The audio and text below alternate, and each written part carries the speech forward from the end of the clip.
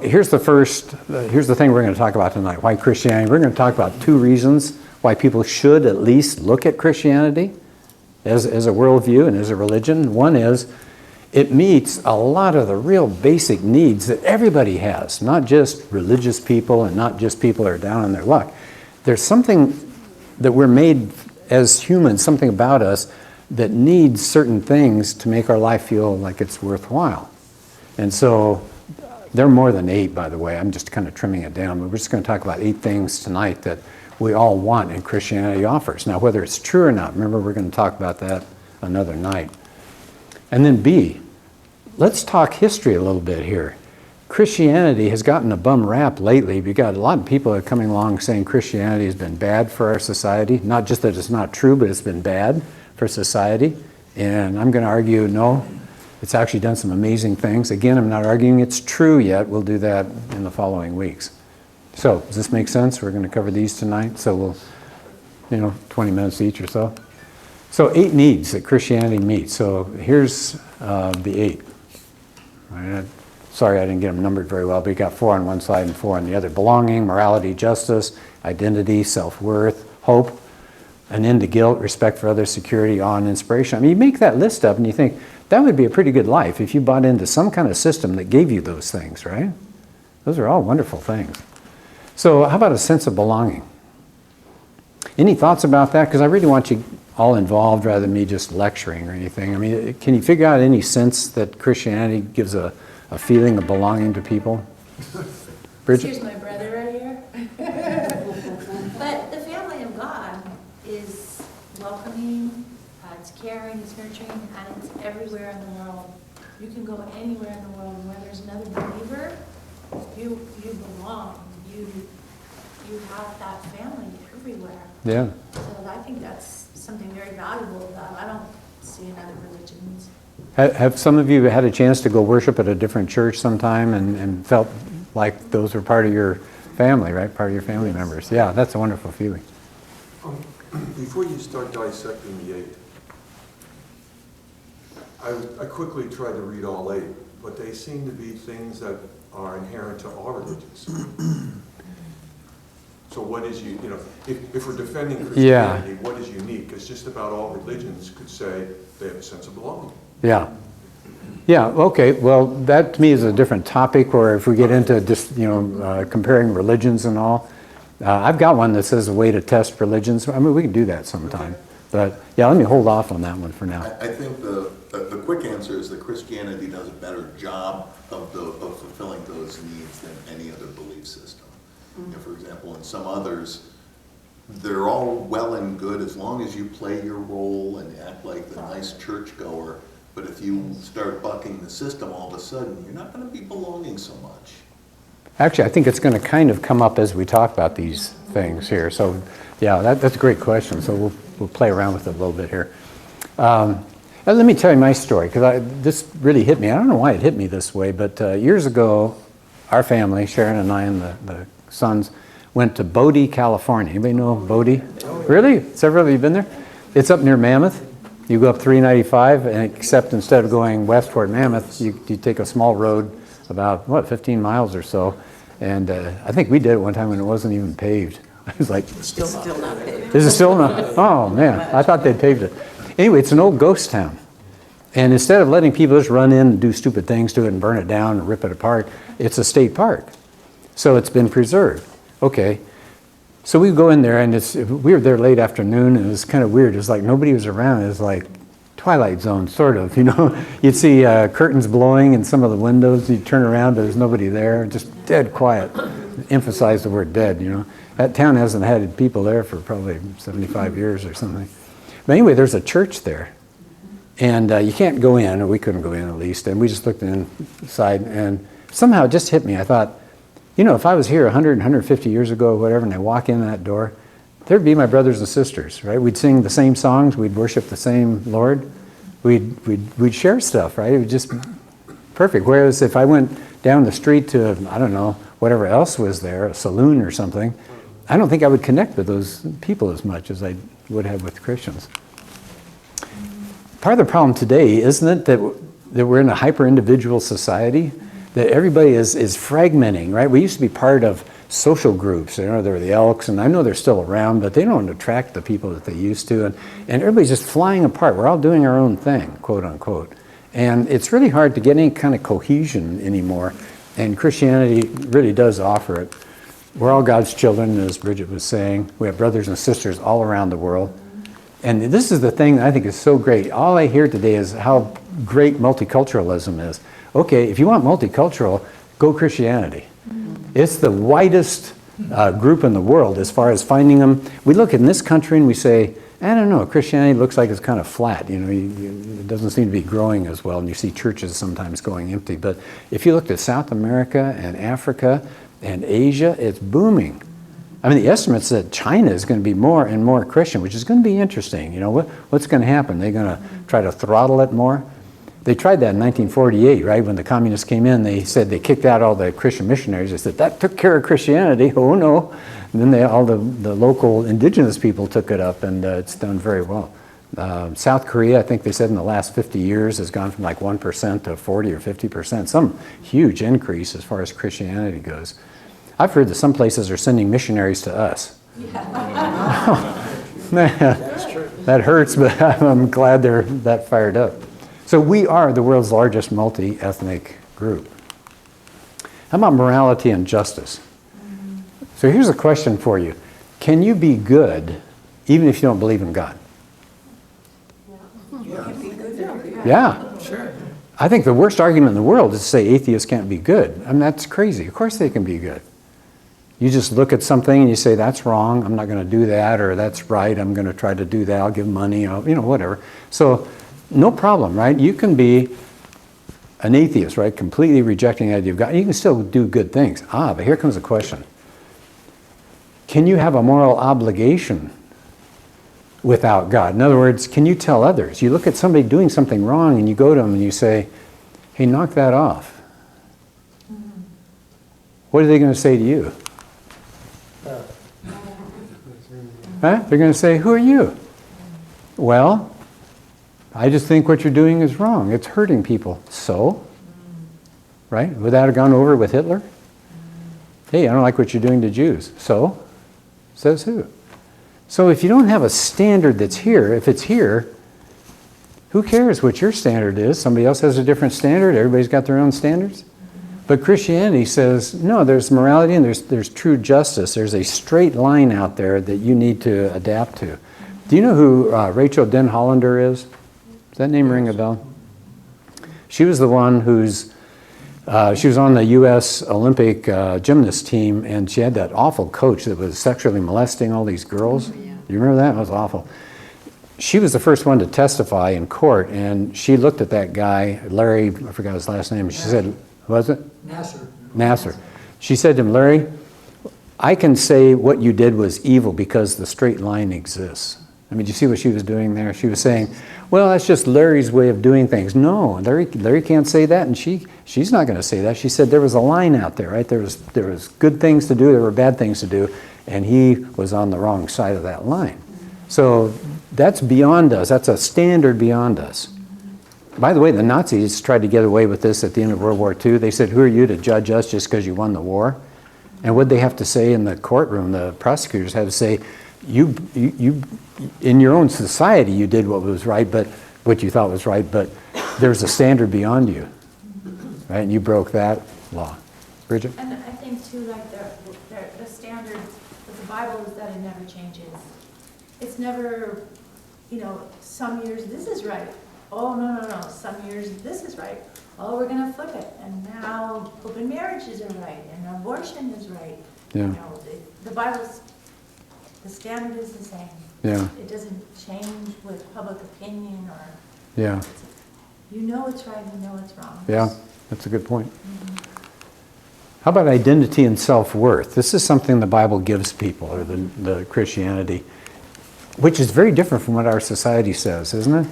If you go up to somebody you don't know and you're just meeting them, often one of the first questions that comes out is, so, what do you do for a living? Yeah. And it's kind of like people are busy trying to figure out where to put you on the scale, aren't they? We have a friend that's a plumber, and he's the sharpest guy. He reads Russian novels that I just give up on. And he's a really sharp guy. But he said when he would introduce himself when he was working, and they'd say, what do you do for a living? He'd say, plumber. Their eyes would just kind of blank out, and they didn't want to talk to him anymore. Because they figured, what are plumbers? They're low-class people. They don't hang around in school and stuff like that. Really? So I think a lot of people are judging themselves and judging other people. Where am I, as far as what society says is good or bad? And it depends. You got to compare yourself to other people. You're moving up the ladder at your work or whatever it is.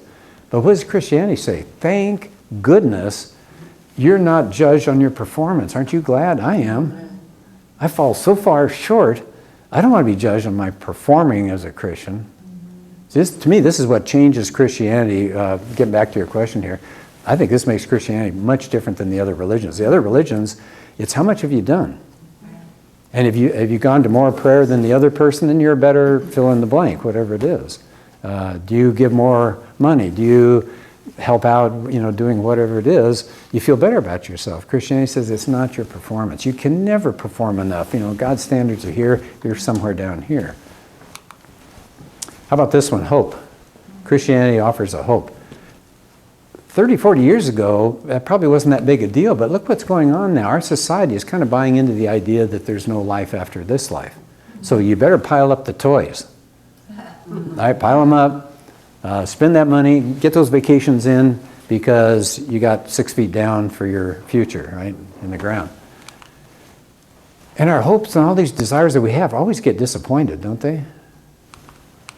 I mean, think about money. People say, yeah, well, I'll my money, right? I'll do well because of my money.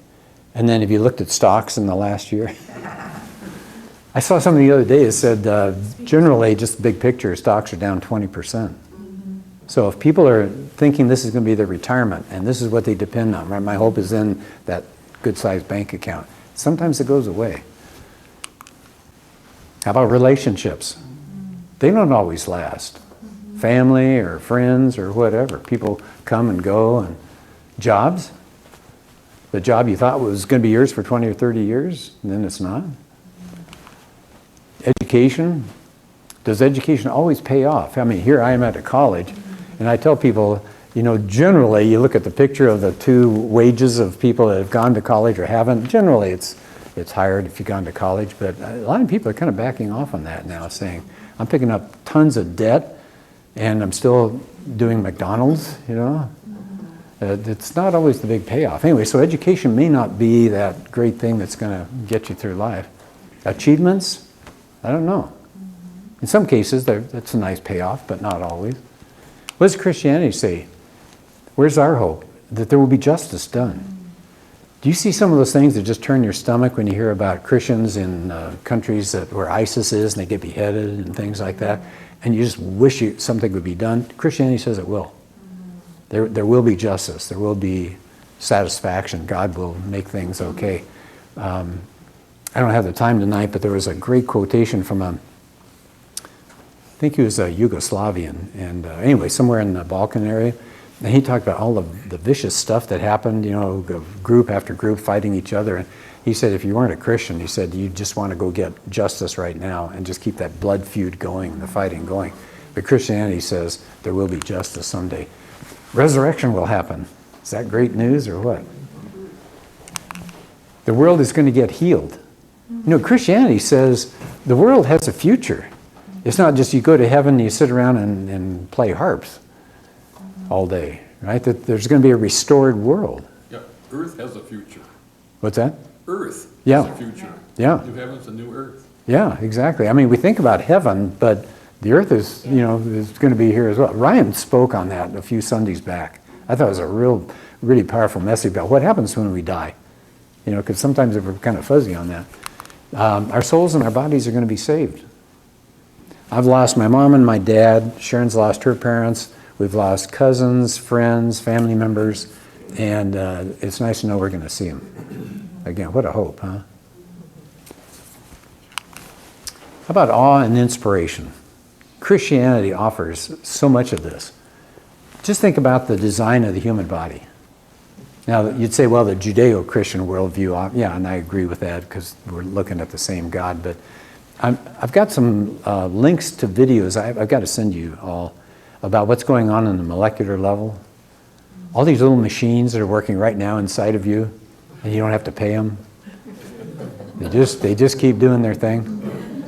One of them actually carries supplies inside the cell, and they have these microtubules that allow it to walk, and it does. It walks. It has little feet, and it walks, and it carries whatever it needs somewhere. And then the microtubules break apart so they can form someplace else, so another little transportation system happens. It's just amazing stuff. So I'll send you some links to that sometime. We have a God of love. And again, I'm thinking about some of the differences with other religions. Islam is not, you don't really have a God of love, right? You better snap to. He's the master and you're the servant. And you better, salute this kind of God. We have a God of love. And not only did he love us, he stepped into this world. What other religion talks about God himself coming in? We have the only God who has wounds. Right? That's pretty amazing. Still has them. Still has these wounds. Had everything. Had this Trinity going up in heaven and says, I'm going to break up this Trinity. I'm going to bring this. I'm coming to earth and I'll suffer for the world. What an amazing thing. Let me add a few more things. We have an amazing holy book. Steve has spent some time going through that, talking about why the Bible is so powerful and what it's done, prophecies and the archaeology that's in it. And just, they keep discovering new things that just tie right into the Bible. We go, wow, that's pretty neat. There's a book that I was recommending to somebody the other day. It's called Unearthing the Bible. You might like it. It's if you like archaeology. It's a guy who is an archaeologist, and he just keeps showing you all the things that they're finding that tie into the Bible. There's a lot of proof about the Exodus and the time the children of Israel were in Egypt. There's all sorts of evidence of this. I didn't know that. How about the recognition that we have souls? Remember, I told you we're not just meat all the way down. The Christian view is that we have a soul, and a lot of other groups believe that as well, so that isn't probably different from the others. Free will, if we have a soul, then we have free will. That's now up for grabs. People are denying that. And the thing for me, for this idea of inspiration and all, is that we're part of something bigger than just living our little life in a little bubble. We're part of kind of an invasion, right? We're coming into enemy territory and we're getting it ready. And someday the general is coming. And so that's pretty impressive. How about just the inspiration that's been done in the name of Jesus in all sorts of areas of music or poetry or art? Anybody think of a particular work of art or a poem or a song that is a Christian-oriented? It may not be sung in Christian churches necessarily, but just the inspiration was there because of Christianity. How about Handel's Messiah? Oh yeah, that's wonderful, isn't it? I love to hear that. It's just right from the Bible, right? Just portions of the Bible. Anything else you can think of? Sistine Chapel. What's that? The Sistine Chapel. Sistine Chapel, all these beautiful works that Michelangelo and Leonardo did. There's a book that Wallace did, it's called Person of Interest. He goes through all the stuff that has happened because of Jesus. That's why Alan and I get along so well, right? Same page. Yeah, this is a really excellent book. Anything by J. Warner Wallace, Jim Wallace. He's come to our church. He's come to our class before he got hugely famous. Yeah, it was so much fun. Were you here when you? Yeah, it was great. Oh, man. He's such a warm guy. He's a former cold case detective. And he still, well, he's retired now, but he would solve these 5, 10, 15-year-old crimes and all. So he came to Christianity late in life as an adult, and he started using those skills to look at the Bible and things like that. So this is his latest book. His first one about why we can trust the New Testament is called Cold Case Christianity. So, but this one's really good, Person of Interest. How about this? Here's another good thing about Christianity. It offers an end to guilt. Greg Koukl, one of Steve and my favorites, our favorites, Greg Koukl says when he speaks on certain topics, not every topic, but he says, in front of an audience, he'll say, I know something about you that you don't think I know. And he pauses, he says, I know you all feel guilty. He said, because I do too. He said, we have, okay, I'll put it up here. We can't even live up to our own standards. Forget the 10 Commandments. People always say, well, I try to live by the 10 Commandments. Yeah, how's that going for you? And then forget the 10 Commandments. We have our own standards, right? Our own things that we say, I'm never going to do that. I really shouldn't do that. I should do that. And we don't do those things. We go, oh, man, we fall short of our own standards. So we get money spent in drugs or counseling. I mean, nothing wrong with counseling, by the way, but I'm just saying if that's the only place we go, we're kind of missing out. Christianity says it's forgiveness. Christianity offers forgiveness. Other religions, again, thinking about some differences here, other religions, you better work for it. You're not granted forgiveness. Those scales got to be weighed, right? And you got to pile up more and more of the good stuff to offset the bad stuff. And for example, Muslims have no idea whether they've really done enough. Even on their deathbed, they're not sure. And they're not the only ones. There are a lot of groups like that. How about number 7, respectful treatment of others? Where do you think I'm going with this? I mean, we all try to be respectful of other people, but what is there about Christianity that pushes this idea of respect? Love your neighbor. Love your neighbor. Made in the image of God. Made in the image of God, right? And again, think about, well, I'll put it up here, but we got a lot of hostility that's out there in our world today, right? Unfortunately, we see it all the time. But what does Christianity say? It's not based on what you're doing. If it was based on what you're doing, you could look at somebody else and say, what a schmuck, I'm doing way better than this person. I've donated more time, I've donated more money, I'm moving further. Thinking of Scientology, I'm further on that bridge, they call it the bridge. You got to work your way up, OT1, OT2, OT3, and all you have to do is spend $500,000 or so, and you can be far advanced over these other poor people starting out there. But Christianity says, no, it's not your works. You're never going to do enough works. So there should be no pride. Now, do you meet Christians that are full of pride? Yeah, but I'm just saying that we're talking the basics here tonight. Actually, others who are not even Christians may be better people than us, right? They may do far nicer things than we do. I like this. Somebody once said, yeah, you know what Christianity really is? One beggar telling a bunch of other beggars where the food is. That's good. Isn't that a good way to think about it? The food's out there. It's not that we're preparing the food, right? Somebody else has got the food ready. We're just trying to tell everybody else where the food is. And again, the idea it's multicultural, so why would we feel superior? Somebody in Nigeria is a Christian, they're our brother or our sister. Trace. Along the lines of respect, we're seeing a shift in the concept of tolerance. That, the Christian concept of tolerance is be critical of ideas but respectful of people. Again, Imago Dei. That if this idea is harmful, if there's no merit, to be able to say, I think this is nonsense. Let's sit down over some coffee and talk about it. But since then, instead of being critical of ideas and accepting of people, it's the other way around. To be accepting of ideas and critical of people. You better believe every cockamamie idea I come up with, accept whatever I think, or else I will crucify you. Yeah. I'm going to make life difficult for you. Which we see on Facebook and other places, don't we? We already covered this, but the image of God, right?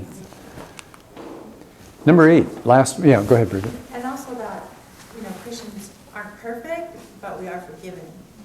So Yeah. we have forgiveness, so that guilt and shame. Oh, yeah, yeah. Yeah. Michael? One more thing about the previous one.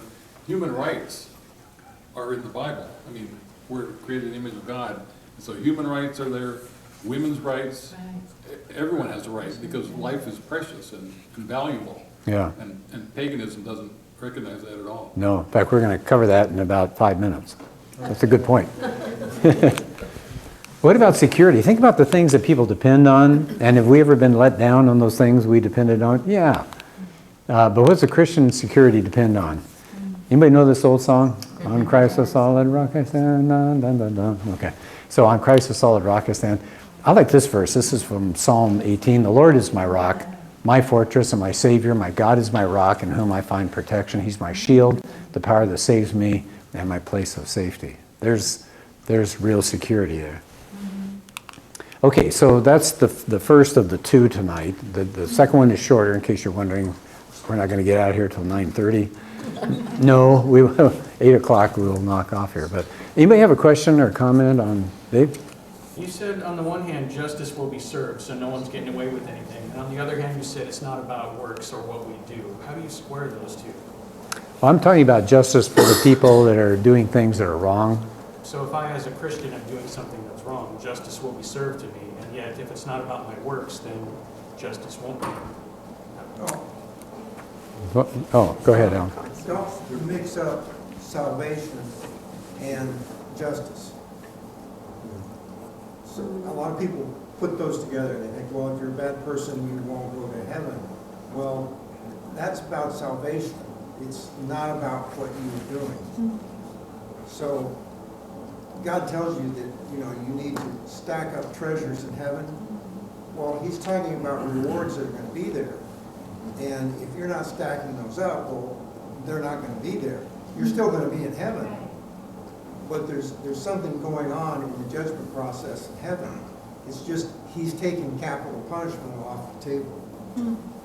That's what the salvation part's doing.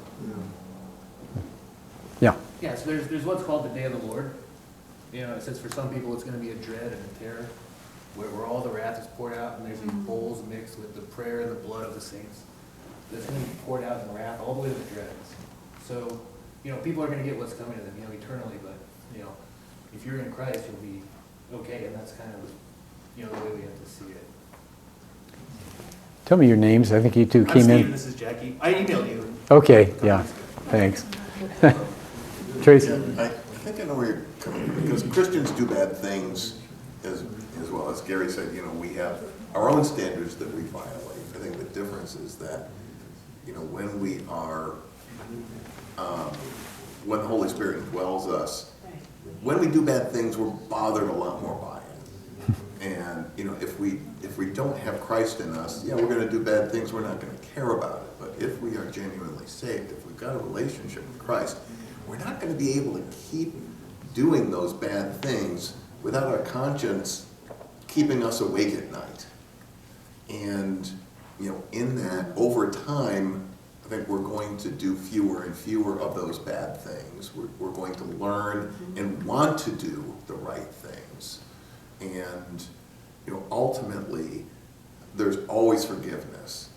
Once we recognize we've done something wrong and wish we hadn't done it, do whatever we can to, recompense someone if necessary, but, the forgiveness is there, so that, so that we are extended mercy by God, so that we don't get the justice that we deserve. If that answers the question. I think it's really important that people, Christian or not, understand that it's not about being good. It's about being forgiven. And because no one is good. We cannot be good. We don't understand what good is unless we just examine the life of Christ. And so, although we try to please our God as Christians in doing the right thing, we won't. We'll do something. But then, like Tracy says, that forgiveness is there. And when we're witnessing to those in the world who are trying to earn their way by being good, we need to make it clear that it's not about that. It's about being forgiven. Yeah. To his point, I always thought God was pretty smart in this one area.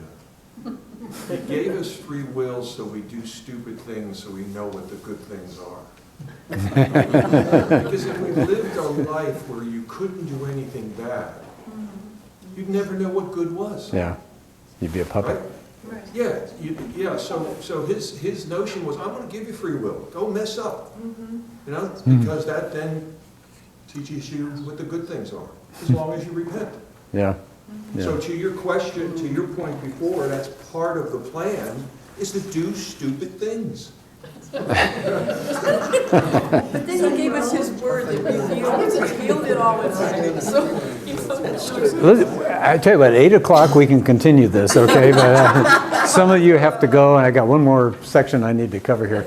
But this will go faster. I just want to focus on what has Christianity done as far as differences that it's made over our society and the world? So how about on the value of human life? And I think Michael brought it up a little bit earlier. What was life like before Jesus? One word, cheap. Slavery and suicide and children, you had Romans putting their kids out on a hillside if they don't want to have that baby. Just let the baby die. The elderly weren't treated well. I mean, it was an awful view. And by the way, there's actually two good books. I just want to mention these and then I'll move along here. But this has a new title because this could be misconstrued. It's called Under the Influence. Okay, they've changed it. It's now called How Christianity Changed the World. And he covers chapter after chapter of the way things were like under the Romans, under the Greeks, even the Jewish world. And then when Christ came along, everything changed. So this is a little heavier reading. It's a pretty good sized book. If you want a little simpler one, D. James Kennedy had a book out called What If Jesus Had Never Been Born? And he covers the same kinds of things. So anyway, it'll cover some of these things that we're doing up here. Christianity says, and we've covered this already, we're made in the image of God. We shouldn't be mistreating people. Now, have Christians mistreated people? Yes, of course. But it's in opposition to what's being taught in Christianity. How about the impact on education? Well, before Jesus, sure, some people got educated. I mean, we've got Plato and you've got all these sharp people. But you had to be pretty high up to get any education at all. Otherwise, just go work or be a slave or something like that. So what happens with Christianity? It fostered literacy. Christianity is not opposed to education. It's not anti-education. You look at the universities back east, Harvard and Princeton and Yale and all these, they were founded by Christians. Kind of sad to see where they are now, but they were founded by Christians. On the UC, University of California, in their motto, and they may have changed it, but it used to say, anybody know, you ever seen that? Let there be light. Okay, I bet it's gone.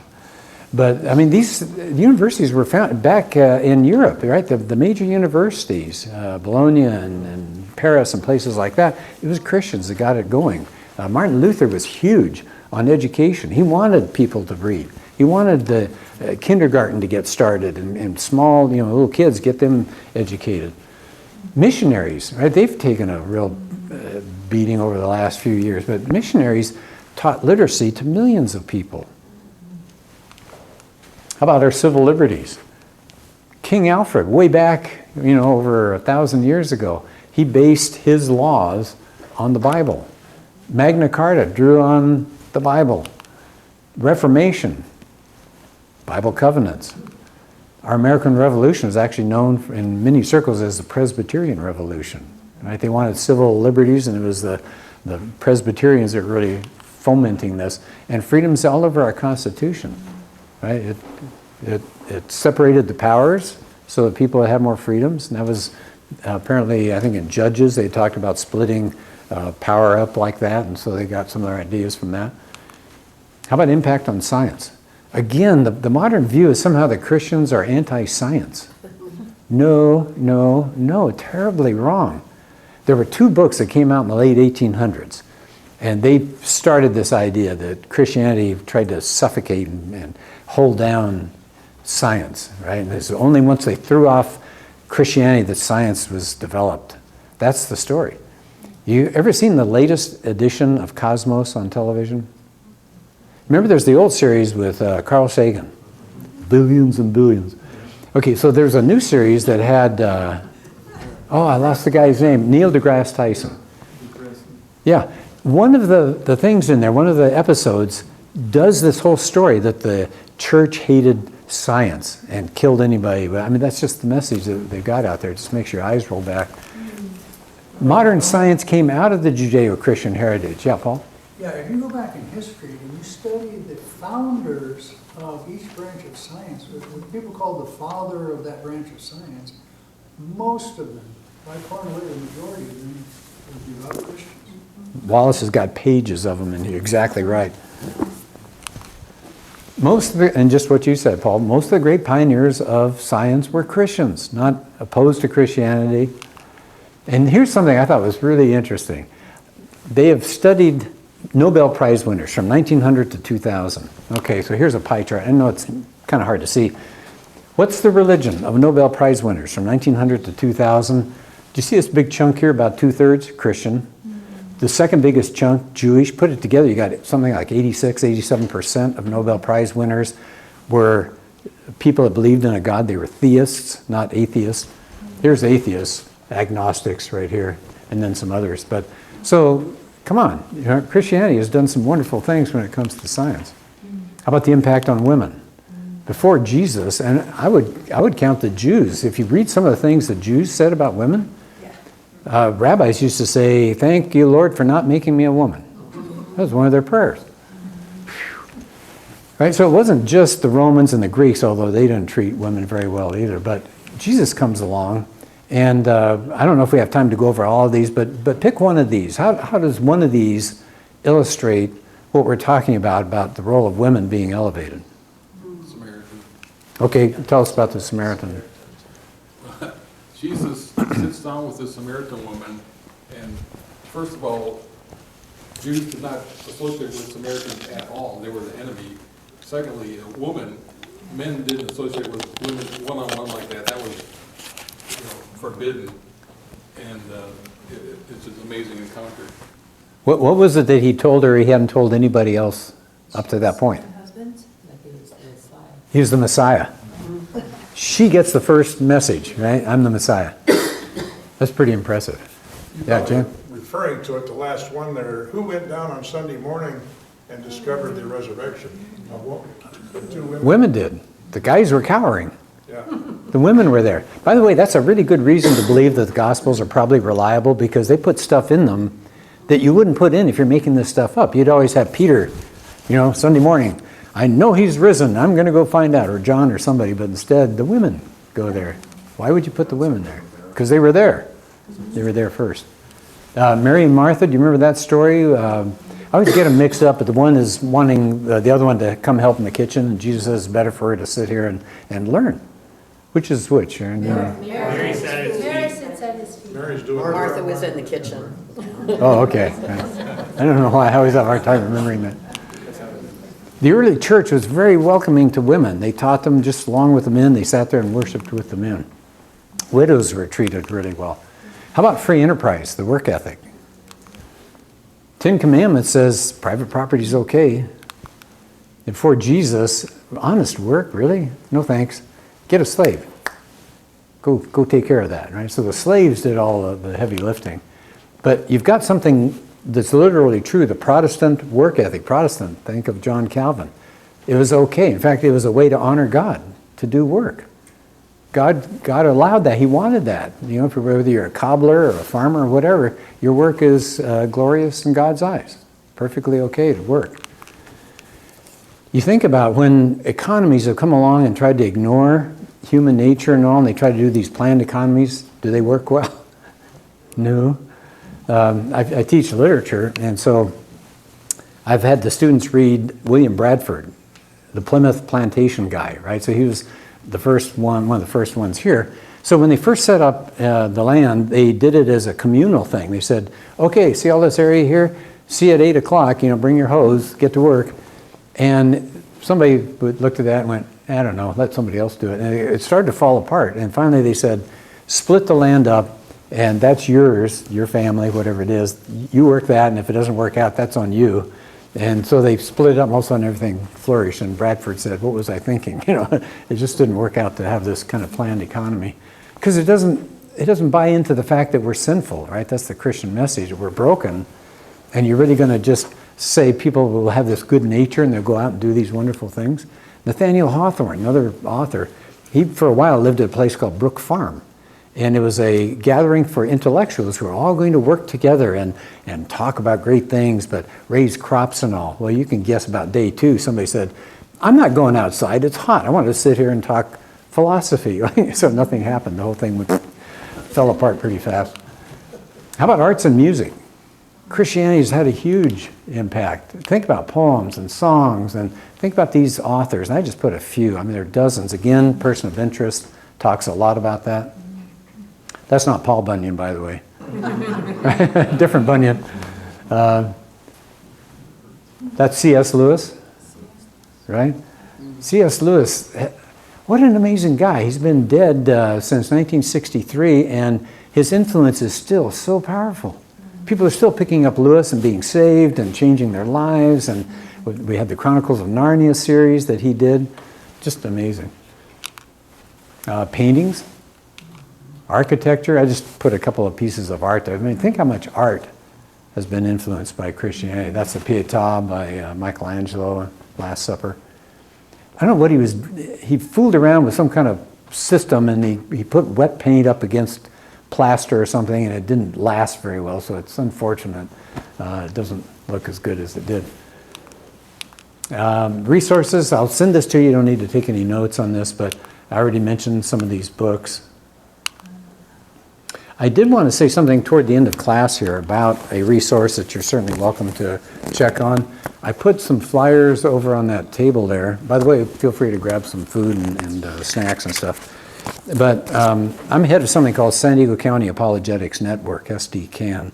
And if you find this kind of stuff interesting, but coming out on a Thursday is a hassle, or you'd like to know more than what we're going to cover, we have a curriculum that you can go through, an apologetics core curriculum. And it covers things like different religious groups, science and Christianity, church history, tolerance, the problem of evil, what about those who've never heard of Jesus, et cetera, et cetera. So it's free, and it's something you can just, I send you all the information, I send you a book, a PDF, because postage is crazy, but I send you a book and questions and a curriculum, and you do it and sit there in your jammies.